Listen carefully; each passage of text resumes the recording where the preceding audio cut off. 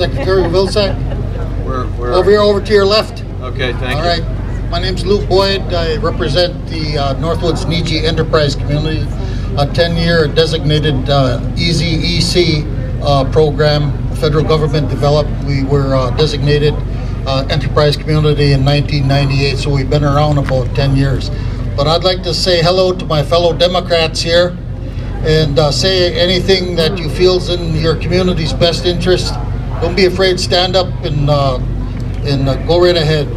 And that's the biggest thing between Democrats and Republicans. Democrats know that this is their government. Republicans under the Bush administration said that that's their government. See, so that's one big difference. The Northwoods Niji Enterprise Communities managed to develop a small business development center over the past 10 years, developing retail businesses, service, trade corporations, companies, small businesses. We filed for CDFI funding through the U.S. Department of Treasury and acquired that. So as an adjunct to developing business on the Menominee Reservation, the U.S. Department of Treasury with the collaboration of the Menominees and two northern Wisconsin Chippewa tribes, the Lac du Flambeau Chippewa and the Sakagan Chippewa and Mole Lake, have managed to put this together and come up with a 93 to $1 leverage ratio, Secretary Vilsack, which means that for every dollar that's provided by USDA Rural Development, we in our collaborations in the development of linkages managed to find 93 other dollars elsewhere. See, now I just got one question. I noticed under the 2010 budget, easy ECs have been zeroed out under one premise or one explanation that enterprise communities are duplicating funds that's ordinarily provided by USDA Rural Development, and that's not true. And we can provide a white paper to show how that isn't true. So if you can, Secretary, Mr. Secretary, just go back and look this budget over and see if you can't squeeze additional funding in for empowerment zone and enterprise community development here in the state of Wisconsin. Well, I'm glad you brought the questions up about rural development. It gives me an opportunity to talk a little bit about what rural development is, because a lot of folks don't appreciate the full magnitude of what USDA does. And rural development is a critical component of it. It includes not just the opportunities for business and industry to grow. We also do housing loans, we do wastewater treatment facility loans, we're doing the broadband initiative, we do a series of community facility loans that help build libraries, fire stations, police departments. We help fund fire trucks, mayor, in smaller communities in La Crosse, police cars, a wide variety of community facilities, daycare facilities, nursing homes, and the like. We have about $1.7 billion in our business and industry loan program that we are now in the process in the next couple of weeks of beginning to distribute.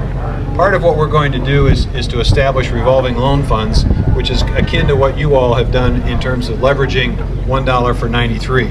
And our hope is that by being able to do that, we can spur a lot of small business development. We're also focused on micro enterprise opportunities. If you've got an operation that needs $5,000 or $10,000 to get started, there are a lot of small businesses that get started with that kind of help. It's difficult at times to get a commercial banker to give you the resources. We're able to do that. So there are an awful lot of programs. As far as the budget is concerned, this budget, the 2010 budget, was a little difficult to put together simply because we had so little time to do it. We were required to put it together in 4 weeks. It usually takes about 6 months to put a budget together. We're now just starting on the 2011 budget right now. So we'll have a full 6-8 months to look at all the programs. So I will take your concerns back. It is working its way through the process. Some of what we've suggested has been reduced.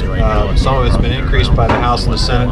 We'll continue to look at your concerns and make sure that we continue to fund programs that have that kind of return.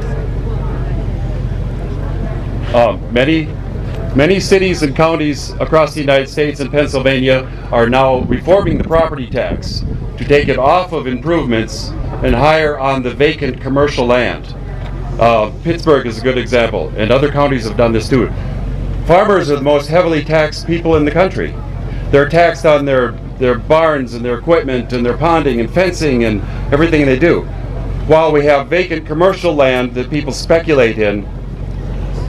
So, have you pursued this idea of taking all taxes off of improvements so people are free to improve, to invest, and put it just on the valuable land, mainly commercial land, that sits vacant? Well, probably the best two people that can respond to that question are the mayor and the governor, and maybe the state legislature would like to chime in as well. That's a local property tax discussion and issue. The federal government really doesn't have a whole lot to say about that. Governor, I don't know if you want to respond.